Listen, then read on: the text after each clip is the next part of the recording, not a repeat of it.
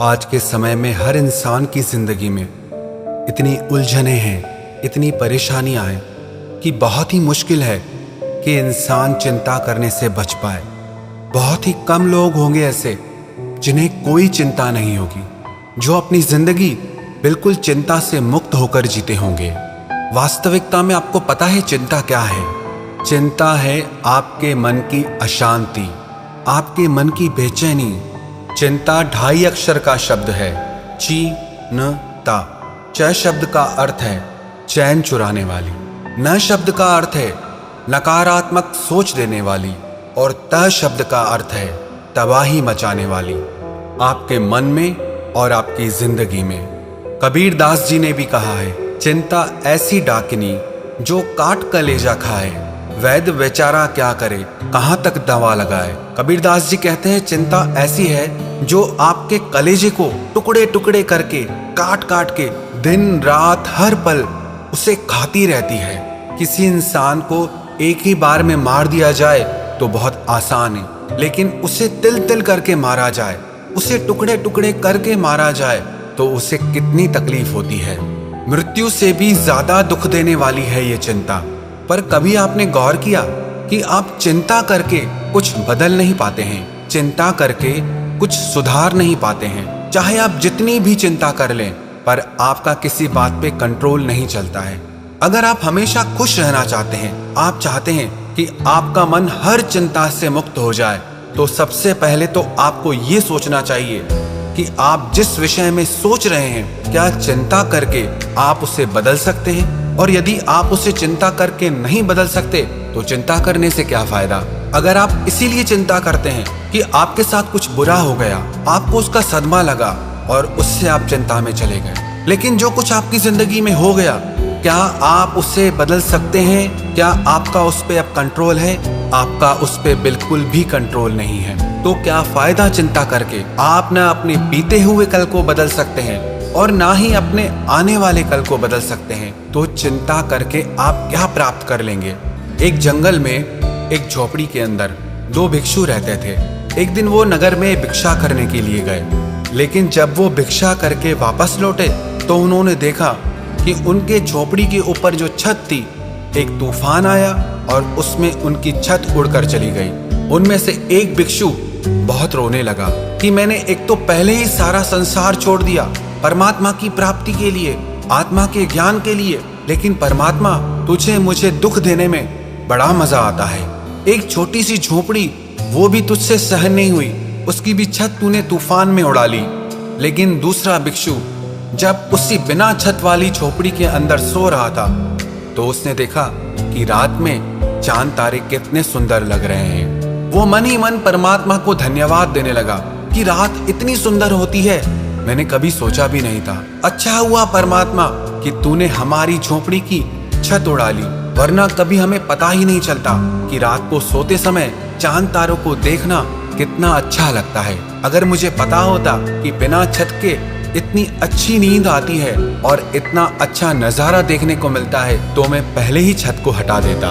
अब परिस्थिति दोनों के लिए सेम है, एक जैसी है, लेकिन मन स्थिति दोनों की अलग है। परिस्थिति चाहे कैसी भी हो, लेकिन उसमें आपको खुश रहना है या दुखी रहना है, ये सब कुछ सिर्फ आप पर निर्भर करता है।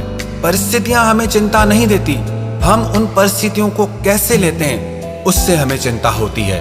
कुछ लोग ऐसे होते हैं, कहीं से कोई बुरी खबर सुन लेते हैं, कोई ऐसी बात सुन लेते हैं, तो उससे उनको चिंता होने लगती है कि कुछ गलत ना हो जाए।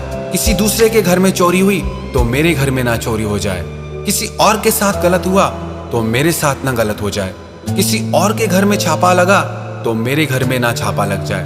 पता है, कई बार सोच सोच के ही आप उस नेगेटिविटी को अपने घर ले आते हैं। आपके घर में होती नहीं है, लेकिन सोच सोच के जो बात ना भी होने वाली हो ना, वो एक दिन सच में हो जाती है, क्योंकि आपने उसे सोच सोच के इतना आकर्षित किया कि वो आपकी जिंदगी में आ जाती है।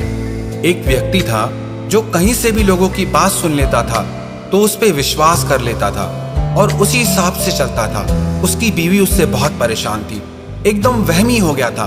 उसे जो जैसा कहे उनकी बातों में आके वैसा ही करने लग जाता था। उसकी पत्नी ने अपने फैमिली डॉक्टर से बात की कि मेरे पति को ये बीमारी है। उसे जो जैसा कहे वो वैसा ही सोचने लग जाता है। मैं क्या करूं? बहुत परेशानी होती है, दुखी हो गई हूं मैं। तो उस डॉक्टर ने एक सलाह दी उसे कि जैसे जैसे मैं कहता हूं वैसे वैसे करती जाओ। जैसे ही ये सुबह को उठे तो तुम उसे कहना कि आज बहुत बीमार लग रहे हो, थके हुए लग रहे हो। और यही बात नौकर को भी कहनी है, यही बात जो तुम्हारा वॉचमैन है उसे भी कहनी है, जो तुम्हारा ड्राइवर है उसे भी कहनी है। जब वो ऑफिस पहुंचे अपने, तो वहां के लोग भी उसे वही बात कहें। तो उसकी पत्नी ने कहा ठीक है। जैसे ही वो व्यक्ति सुबह को उठा, वो उस दिन बहुत खुश था, लेकिन जैसे ही वो नींद से उठा तो उसकी पत्नी ने कहा क्या बात है, आज बहुत उदास लग रहे हो, थके हुए लग रहे हो, बीमार लग रहे हो।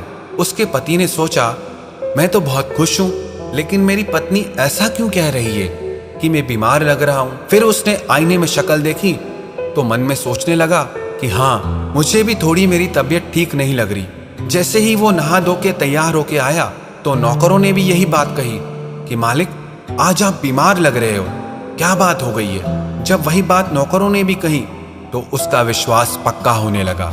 उसने कहा हाँ, मुझे भी थोड़ा थोड़ा लग रहा है कि मेरी तबीयत ठीक नहीं है।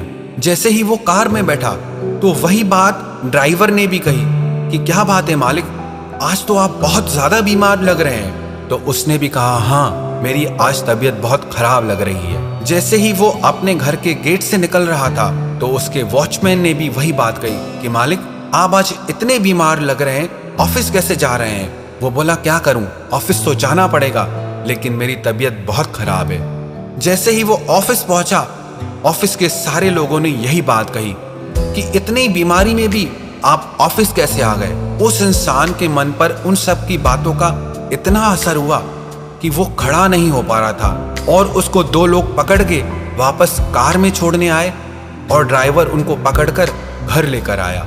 शाम को उनका फैमिली डॉक्टर घर आया। उसने उनकी तबीयत चेक की और उनसे कहने लगा आपको कोई बीमारी नहीं है। वो व्यक्ति कहने लगा कि नहीं, मैं बहुत बीमार हूं, मुझ में खड़ा रहने की भी ताकत नहीं है। फिर उस डॉक्टर ने उन सारे लोगों को बुलाया, सबको इकट्ठा किया और वो सारी हकीकत उस व्यक्ति के सामने रखी। जब उसने ये सारी बातें सुनी तो वो बहुत हैरान हो गया कि इन सब लोगों ने जो झूठ मेरे मन में डाला, मैंने उसे सच मान लिया। जो बातें मैं सुनता रहता हूँ उन्हें सच मान लेता हूँ और उसकी वजह से मैं हमेशा चिंता करता रहता हूँ और उसकी वजह से मैं हमेशा डरता रहता हूँ। और पता है ये कहानी किसकी है? ये कहानी हमारी है।